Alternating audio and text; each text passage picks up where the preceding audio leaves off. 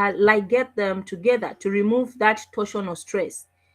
So now, sometimes it's easy for you guys to confuse topoisomerase with helicase. Helicase unwinds the what? The DNA, separating the base pairs at the fork, the direction in which replication is happening. But topoisomerases remove the supercoils, so they work on the topological stress in the DNA.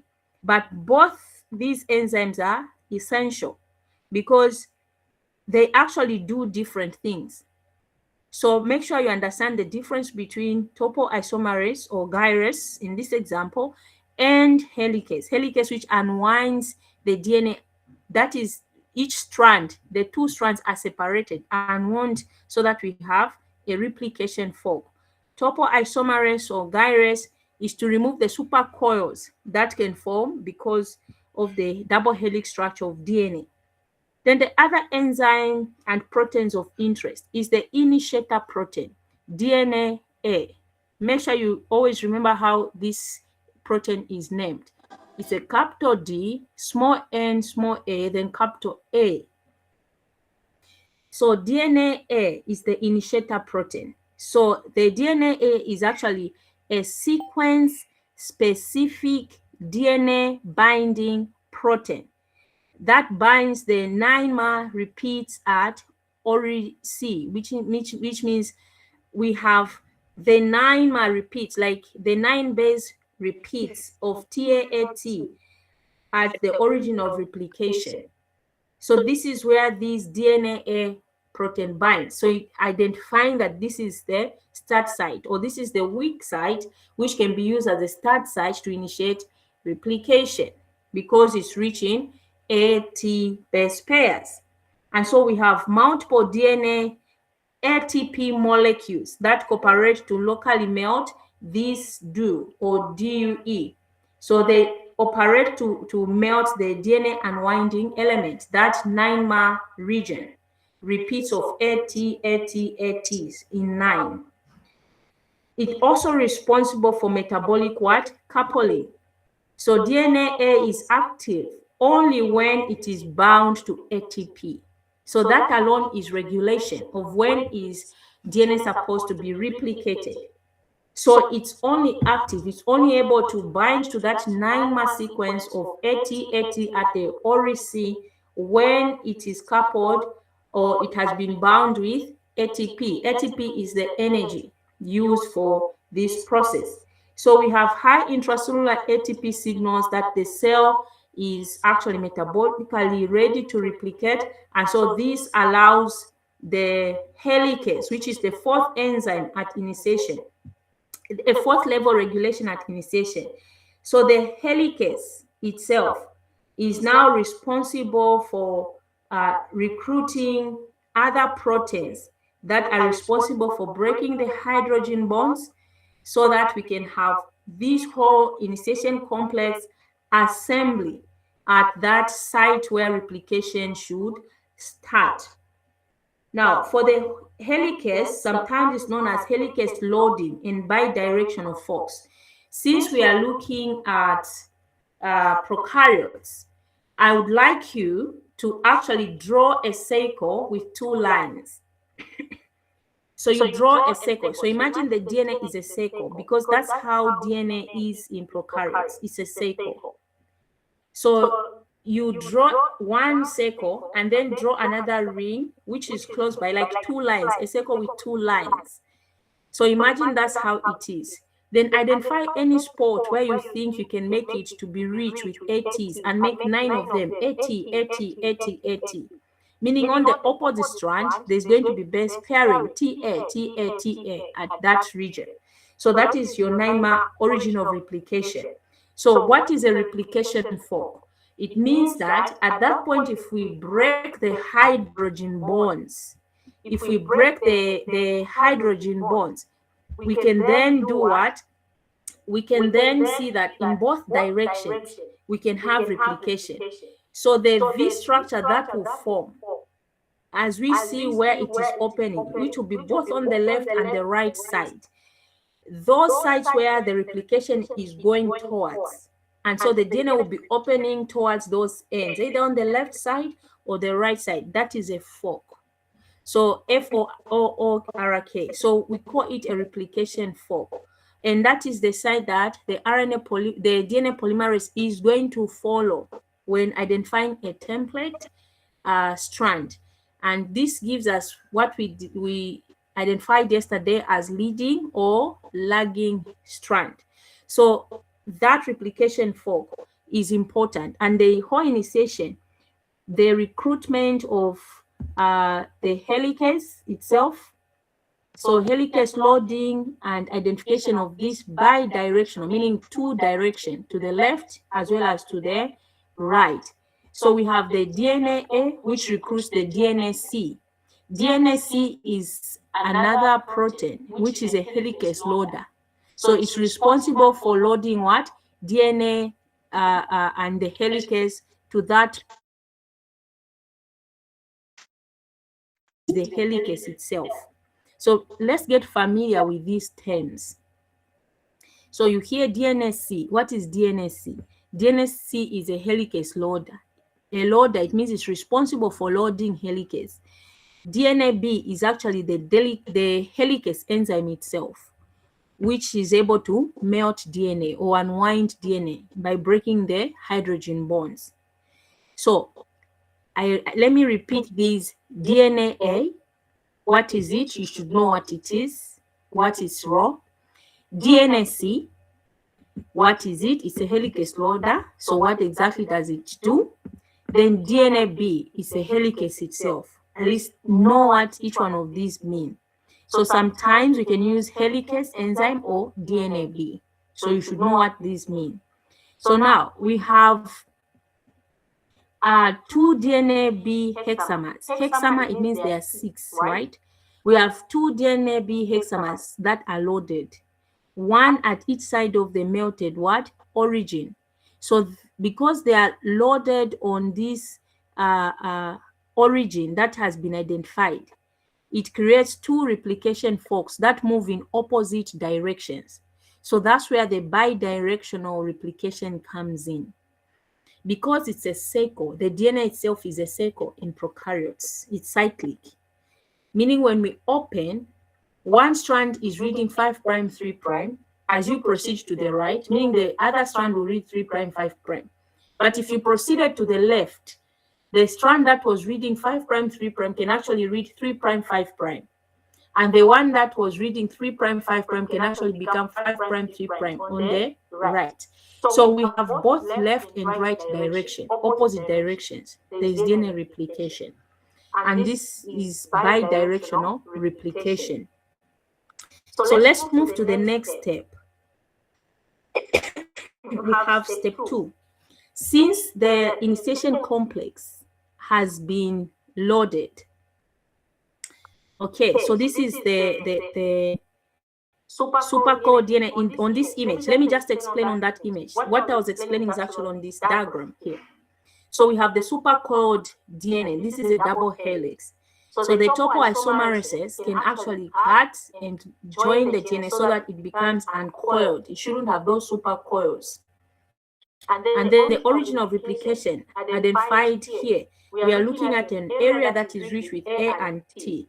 Then the DNA proteins shown in green here using ATP. Remember, they have to be activated. If they're not activated with ATP, they're not able to bind to DNA. And so we have the loader DNAC bringing it onto the site on the DNA, the uncoded DNA. So here we have the brown structure trying to show us how these bind at these specific sites so that we can have a complete initiation complex. A typical question could be identifying the components of the initiation complex in prokaryotes. Everything we are seeing here. So we have the uncoiled DNA with an identified origin of replication. We have the DNA A. We have that is activated by ATP. Then some options may even include the DNA B or DNA C. So all those are important. Now, Let's move to the next slide, please. So the next, we are looking at step 2, which is denaturation. So when it comes to denaturation, it can also be called what? Unzipping. So the helicase opens the double helix at this replication fork that has been identified at the origin of replication. So denaturation or unzipping simply means the DNA is being opened up. So let's move to the next part. Let's look at the key players. Who are the key players in this denaturation or step 2? So we have the first player, that is DNA helicase. DNA helicase, also known as DNA-B. So DNA-B is a ring-shaped hexameric enzyme, meaning it has 6 subunits that are arranged in a ring around the DNA strand. Hexa means 6. So it has 6 subunits, and it moves along the lagging strand template in the 3', 5' direction. When it's doing that, it begins to break the hydrogen bonds between the base pairs at a rate of approximately 1,000 base pairs per second. That ticking of a clock, a second arm, ta, it would have moved 1,000 base pairs. So it's that fast. So as it is opening, remember the opening or melting of the DNA for this strand, it's moving in the 3', 5' direction, meaning it's breaking the hydrogen bonds between the complementary what? Bases. And so it's because it's happening at this high rate of approximately 1,000 base pairs per second in E. coli. It means that there's approximately about 1 to 2 ATP molecules per base pair broken. So imagine how much energy is being used just to break the hydrogen bonds, the 2 hydrogen bonds. So we have about 1 to 2 ATP molecules per base pair broken. So this enzyme, helicase, must break hundreds of thousands of hydrogen bonds to replicate the entire E. coli chromosome. So we are the size of the chromosome. How many base pairs are in that chromosome? It means each one of those bonds between the complementary bases has to be broken if it is to be what? Synthesized or replicated. So the second player is topoisomerase again. This one prevents positive supercoiling. Now, as we discuss supercoiling, we come across positive and negative supercoiling. So here we are looking at the positive supercoiling. Why? Because as the helix unwinds at the fork, because it's unwinding the DNA at the forks, behind the fork, we expect that there's going to be accumulation of supercoils. So we have positive supercoils that accumulate ahead of this fork. So imagine pulling apart 2 intertwined ropes. Actually, this is a very good example. Imagine if you had 2 intertwined ropes and you have to pull them. So you see it becomes tighter. Ladies, as you twist hair and then you pull, you find that it's becoming tighter. So those smaller coils that are being formed is what you should be imagining is happening to the DNA. So apart from intertwined ropes, you actually create more twists at one end. And so if these are left unchecked, it means that the overwinding would physically store the what? The replication fork, because it becomes tighter and on one end you have more coils, so it will hurt, or it will make the whole replication fork to be slow. So DNA gyrase itself continuously relaxes these positive supercoils ahead of the fork. And there is actually a clinical relevance to this activity in DNA. So the clinical relevance is that we have certain antibiotics. Some of us are familiar with these antibiotics. We have, like, if you've ever heard about ciprofloxacin, fluoroquinolines, kind of. They work by poisoning DNA gyrase and topoisomerase in the bacteria. So this prevents them from reproducing because they cannot synthesize new DNA. So they will not be able to do what? To continue synthesizing. So the next players are the single-strand binding proteins, the SSBs. The SSBs or SSB proteins, once separated, the single strands themselves will spontaneously renew, meaning they can still reform hydrogen bonds. Because when you just pull A and T apart and you let them to snap back, they'll still form the hydrogen bonds. Remember, we discussed hydrogen bond formation. So they can still form hydrogen bonds. So because we want to prevent the reformation of hydrogen bonds, the single strand binding proteins will coat and protect the single strands. So this keeps the DNA strands apart as it unwinds. And because they are apart, it means that it's going to prevent secondary structure formation until each strand works as a template to produce new strands. So the single strand binding proteins are very important in this case. So they are purely structural and they have no enzyme activity. All they do is to just bind on the DNA that is single-stranded. It has been unwound, separated, so that it doesn't go back to double strand as a secondary structure.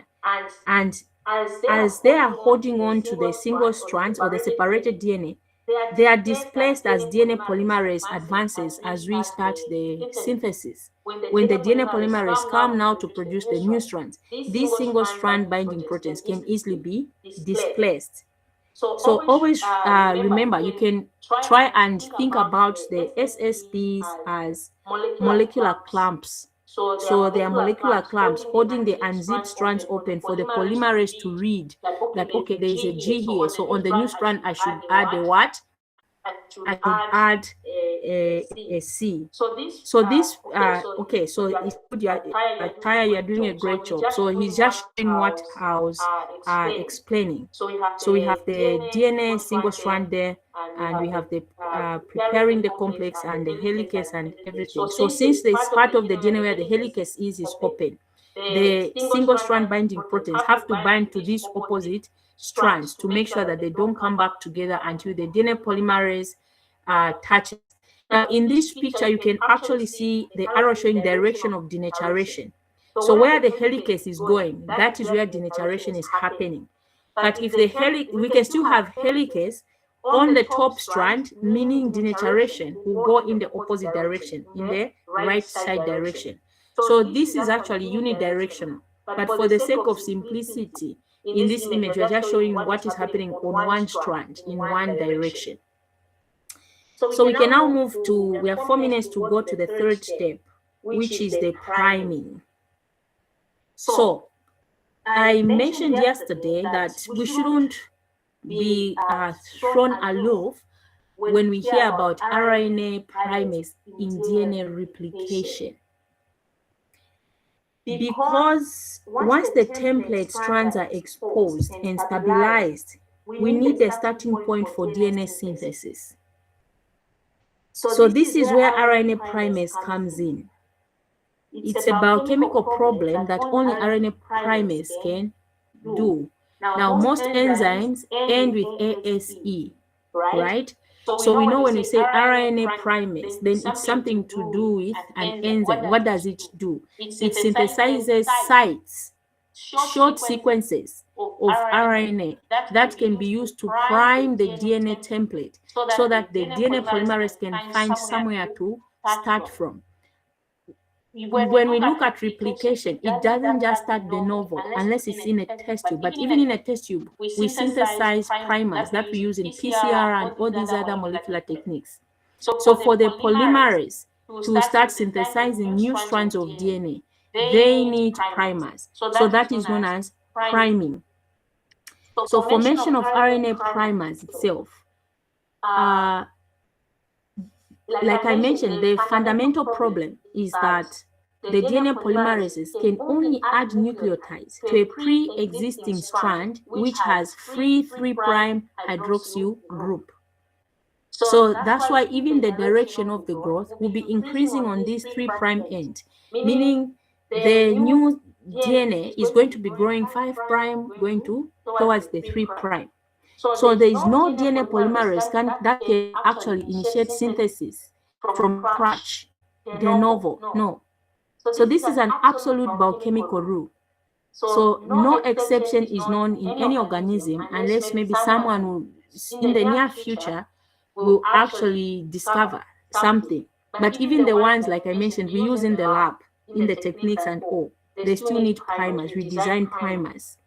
Now, the solution is that the RNA primase, the enzyme itself, is specialized RNA polymerase that can initiate a new chain from scratch. But for DNA, we don't have DNA polymerases that can do that. So in nature, a RNA primase is actually used to synthesize a short RNA primer, which is approximately 10 to 13 nucleotides long in E. coli.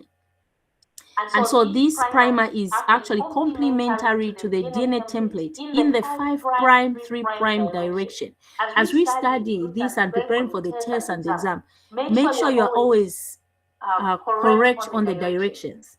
So when the primers are being synthesized, they are short RNA, approximately 10 to 13 nucleotides, and they are complementary to the DNA template, which is going to be used to synthesize what? New DNA. So these primers are complementary because they have to attach to the template and leave a 3' hydroxyl group hanging so that the DNA polymerase is able to use that 3' hydroxyl group to elongate it. And then later at proofreading, the primer will be removed and then a complete DNA is going to be synthesized. So now, the short RNA primer provides that 3' hydroxyl group required by the DNA what? Polymerase 3. We are looking at polymerase 1, polymerase 2, and polymerase 3. Make sure we know exactly what each one of these DNA polymerases is responsible for. So for elongation purposes, the DNA polymerase 3 is responsible to make a longer chain. Now, the number of primers is dependent on the template being used. So when we look at the number of primers, remember I mentioned that we have a leading strand and the lagging strand. So when you talk about the leading strand, only one primer at the origin is needed. So once the origin is identified, there's unwinding, then only one primer is added because it's leading, it will be continuous. And the template that can give us a leading strand is a template that is 3', 5', because the primer therefore is going to be 5', 3'. And since the DNA polymerase needs the hydroxyl, so the leading template strand, the 3', 5', is the one used to produce a leading strand, which will be 5', 3'. So only one primer is needed. And then this primer can be used to synthesize a continuous strand of new DNA throughout or until the forks meet, since it's bidirectional, it's in both directions. But when it comes to the lagging strand, the template is 5', 3'. But the DNA polymerase 3 can only synthesize in 5', 3' or so, meaning it needs to read a 3' hydroxyl group end, but then the template is already ending like that. So how can it produce an opposite strand that is going to be 3', 5'? So it does this by producing short sequences. It can revert into short sequences, shorter sequences than the leading strand. So the newly synthesized DNA on a lagging strand is not continuous. It is formed in shorter sequences, which are referred to as what? Okazaki fragments. As a result, it needs more than one primer. So on the lagging strand, you have more primers needed. So there's a new primer needed for every Okazaki fragment. So if the DNA polymerase produces 100 here, 200 base pairs long sequence, 300 base pairs, then 10, and things like that. It means at each point, that gap, it has to be filled by a primer. So at each point, it needs a new primer. So since Okazaki fragments can range in numbers depending on the size of the genome and the sites that can be identified as the start sites, the AT-rich sites on the lagging strand, they would be dependent on how many Okazaki fragments are there. And it's one primer per about 1,000 to 2,000 nucleotides. So this means hundreds to thousands of primers per replication event on the lagging strand. So RNA primers are removed after synthesis by the DNA polymerase 1 using its 5' 3' exonuclease activity. So this enzyme is able to proofread and see that these are RNA. Remember the difference between RNA and DNA, even in the bases. You have uracil, RNA, and so in some primers, you may actually find that they will contain uracil. And then even the type of use. Boy. Bwela mgazi. So the Agabofi. Out. so the DNA polymerase, DNA PO1. So it's able to actually remove those primers that were being used. So on the lagging strand, it will remove all those short fragments. Whilst on the leading strand, it's just the very first primer that was added at the origin of replication.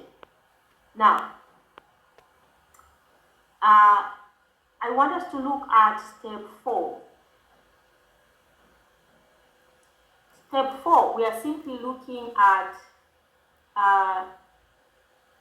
leading strand synthesis and lagging strand synthesis. Leading strand synthesis and lagging strand synthesis. So I'm going to give you an exercise. It looks very stupid, but if you do it, it will help you understand. I don't want to rush these two because they're actually a basis even for protein, for transcription, as well as actual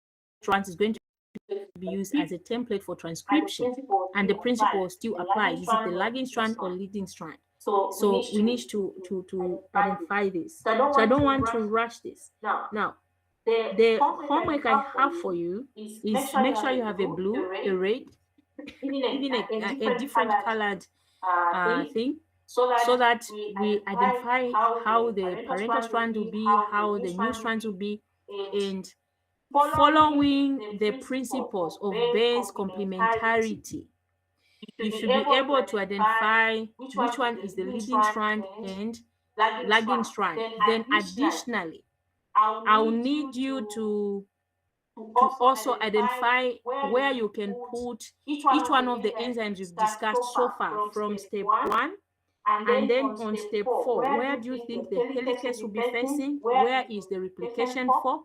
So these exercises, I'm not going to mark them, but they'll actually help you to understand. So I'll be sending them to Chaya, I think in the next 10 minutes. So you if you can print them where you are, it's even better. If you can't, you can just try to work around them in soft copy. If you can copy in your book and try to answer the questions. This will help our understanding, because we are meeting tomorrow at, is it 11 hours, if I'm not mistaken, so that we look at the leading strand synthesis. How is it synthesized, and how is the lagging strand also synthesized? We have key points that we need to really understand. Okay, unless we have some questions or something.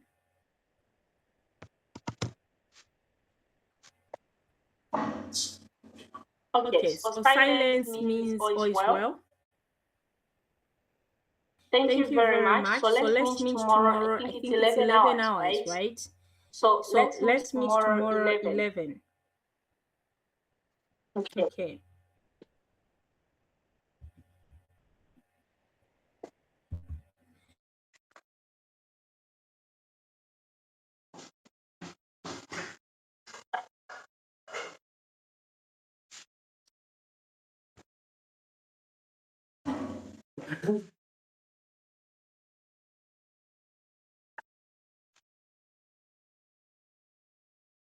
If we break the hydrogen bond, we can then do what? We can then see that in both directions, we can have replication. So the V structure that will form Iyo itatumiza udara manoti mgrupu.